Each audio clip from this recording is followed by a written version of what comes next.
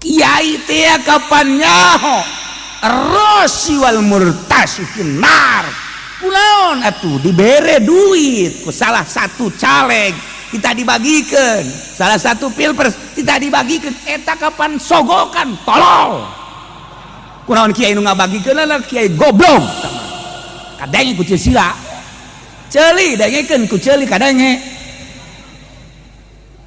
nah cenah aing manut balik bae kanyawan ku kabean sia ulah pod ulah nangtung pod bahaya aduh asana kieu di dinya ye cenah yang kieu ge aing moal cenah aing mah kajen ngompol aduh Gusti eta maksudnya ieu mah bos kesalahan sarua kiai kurang membaca kesalahan cara tadi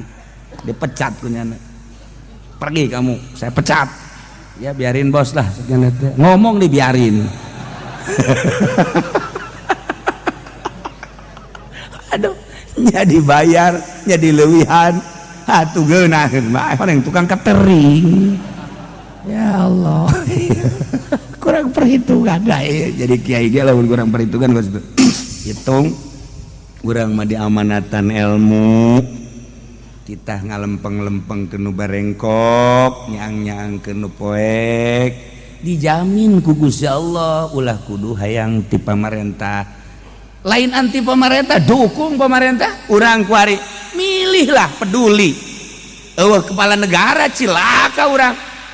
deuk kumaha urang nyieun KTP deuk saha nu ngabereskeun SPPT deuk saha nu ngabereskeun berbagai birokrasi pilih tapi milihna sing murni ngadoakeun biasa oh kepala negara emang kumaha gitu lamun Korea nyerang ka urang jadi urang oh presidenan je deuk kumaha je ngadadak urang haji pendek jadi presiden anjur negara rumah tangga ge ajur atuh komo negara tetep kudu aya masya Allah ulah pajar urang ekstrim anti pemerintah lain aturanana nu bersih sebab urang dibere ilmu geus puguh politikus mah man sogok-sogokan tuh kiai mah ulah dukung hayu doa ulah sok hayang dibere nah pod sia milih mana can aya kucuran ja ha nungguan kucuran dana bos aku mah karyawan BUMN ya Allah ya Rabb ya sing tegep gerege tegep bulak-balik tegep kan masalah mecat tuh tukang catering dipecat nah ieu ge sarua ya ulah salah guari salah aturan mengamati guari loba kesalahan kiai nah horenganan atuh nulain kiai di kiai ke lu teu pernah masantren di kiai ke diperebutkeun aya sertifikasi kiai nu asli mah deuk make sertifikat deuk teh sabodo leg-leg ku sertifikat dina moal menang ceramah teu kudu ceramah geus dakwah mah deuk kumaha bae dipermasalahkeun sertifikasi bae ge pudoli geus boga ku digadekeun sertifikat sertifikat kakiaian digadekeun ambo budak kira-kira negara beuki acak-acakan we nah sebab lain negara Islam kajen nah tidak kajen teh teh kos kieu kaayaanan mangga teh teuing sapira urang jelema leutik entak kula mah resep ya ngaji teh kos kare bangsa cak-cak buricak jeung bangsa-bangsa aya nu inohong-inohong teu resep kula mah terus bangsa nu palalinter ngaji gitu ka dieu bangsa dokter andes, profesor, doktor atau pejabat terus geus bading jeung nu kos karari bangsa anu dagang mungsut bangsa anu tani teu maju anu dagang di pasar ge boro-boro maju jongkona ge geus nyarengkleh ieu geus ngaraji ka dieu geus urang nu kasorgana bagi saurang lah itu tak resep jadi aing jeung nu kieu mah pan aing asa pinter aing jeung nu pinter mah aing ge bodoh teu mau kos lauk be lauk bu borong asup ka cai teh cak endep teh aing rajana ka jeung jol gabus aya luluh gede horengan leutik tah barang gabus aya deui umbak lagep gede lompat ka laut aya kakap heng hep hep ayo sia ngomong naon cak kakap tuh ayo ngomong naon tuh bantak urang mah geus bae mendingan ge kekecepekan di hati paling banter jeung beti beus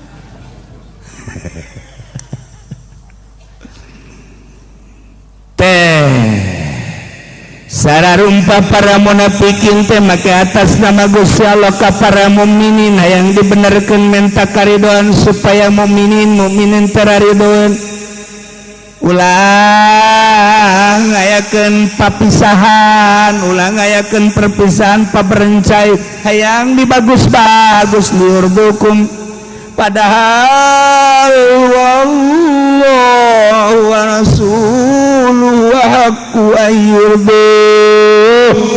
atuh deuk neangan karidoan mah mun nya ge manehanana iman ka Gusti Allah dihareupeun Kangjeng mapan manehanana teh nyebut-nyebut iman ngaku-ngaku iman atuh ulah minta karidoan ti urang cek para mukminin Allah jeung rasulna leuwih hak dipenta karidoanana di tangan ridona in kanu mukminin lamun nya ge manehanana mukmin iman atuh maningan ge neangan ridho Allah neangan ridho Rasul Allah dengan cara taat nurut ngagungkeun ulah ngahinakeun ulah dihareupeun sumunda we disebutkeun meurepan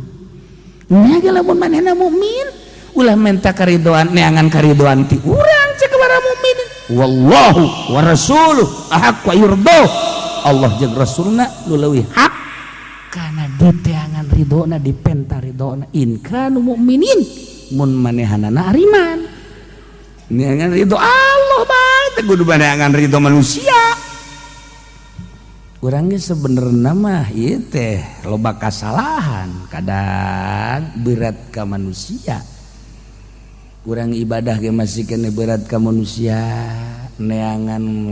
ridho manusia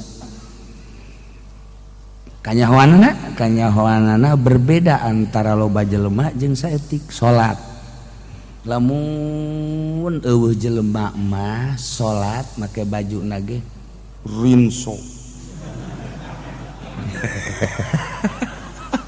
make rinso Allahu akbar sari geunah-geunah nanya Allahu akbar tapi lamun aya jelema teu sanggupeun teh make baju eta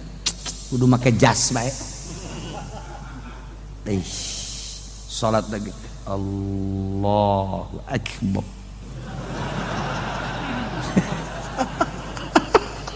beda aya jelema jeung jelema beda tah eta teh keur neangan ridho manusia teh neangan ridho makhluk eta teh moal diganjar ku Gusti Allah goblok sia cak Allah aya ka jelema sopan santun aya ka aing rinso tolos tuh kan beda komo ieu mah mun aya jelema beduha ge teu make rakaat teu make nya nama mun eueuh jelema mah dua lah mun eueuh jelema dua atau opat geus aya jelema Allahu akbar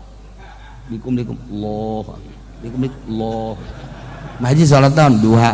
geus sabar rakaat teu main rakaat emang gua salila aya kena jelema aing salat terus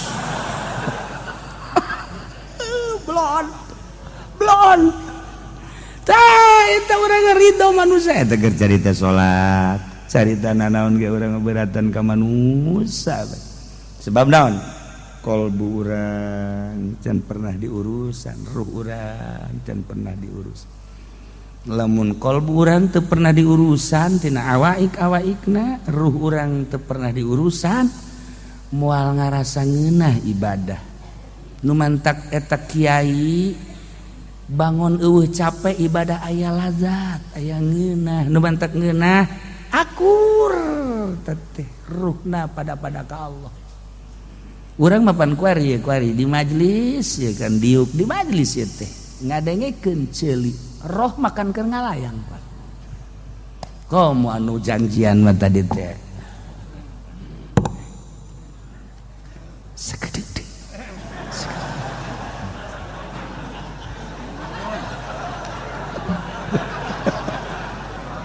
Cah, eta di jero baju rohna di mana? Nah, urang salat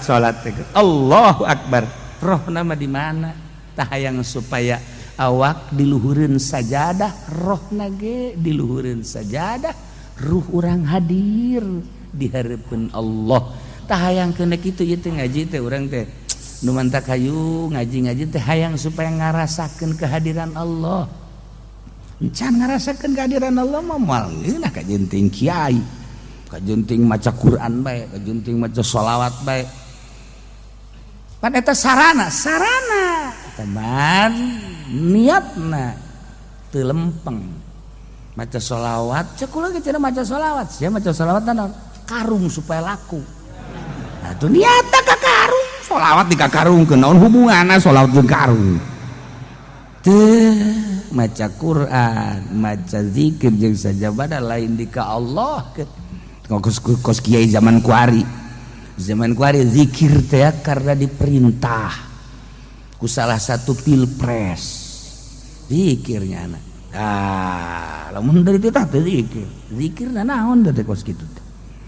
zikirna naon teh Masya Allah yasinan di pendopo untuk apa anu tah nu kos karar itu kurang lempeng malazat balngeunah salah tetek ya gitu ente ieu mah keur carita kalazatan kanikmatan ibadah urang teh kan supaya ngeunaheun ibadah supaya lazat nikmat lamun geus ngarasakeun kehadiran Allah di diri urang bakal ngeunaheun nikmat teh kumaha geus pokona mah ngeunaheun teh hese nyaritakeunana lantaran moal tunduh moal nyeri awak kumasi urang kapanggih jeung ka Bogoh urang janjian jeung ka Bogoh haju amprok plek di hareupeun kuburan poek di dinya haju rada maribis teu dirasa ti jam 9 datang ka tarhim Masya Allah papisa tarhim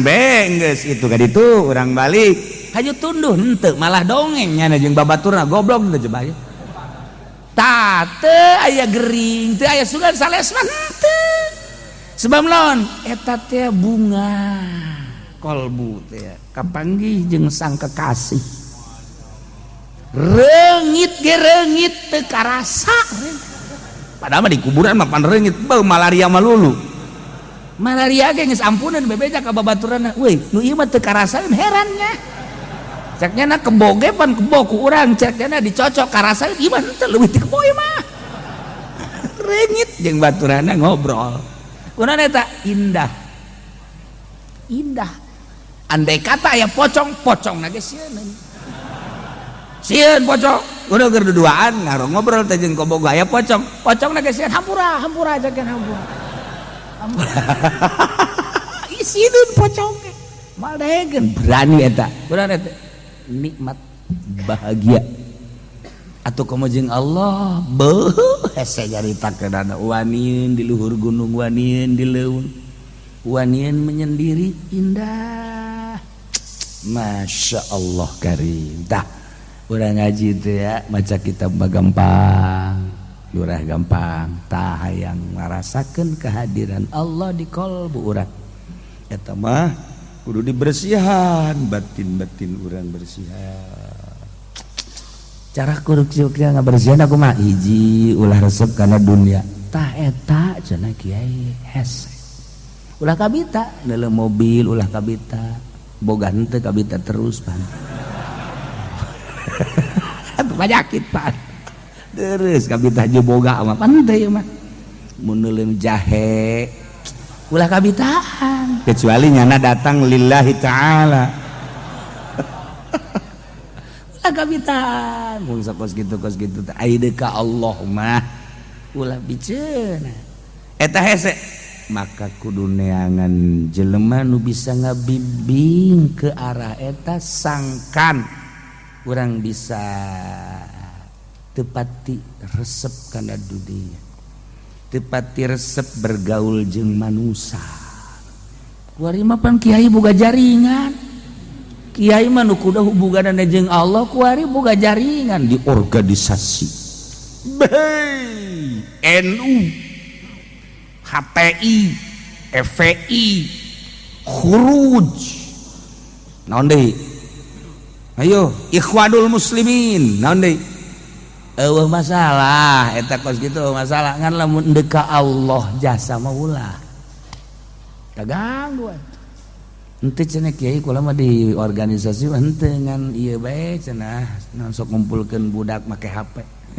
Tolol goblok tolol bolon. HP teh hubunganna jeung makhluk. Mun kiai masih kena boga HP, kiai eta mah kiai eta mah lah mali sebutkeun lah. Tuh kewe HP kiai. Ya Allah. Cukup kolbu jeung Allah. Isin ka Allah. Karak beneran. Lah cenah HP aing mah dijual bae jadul beli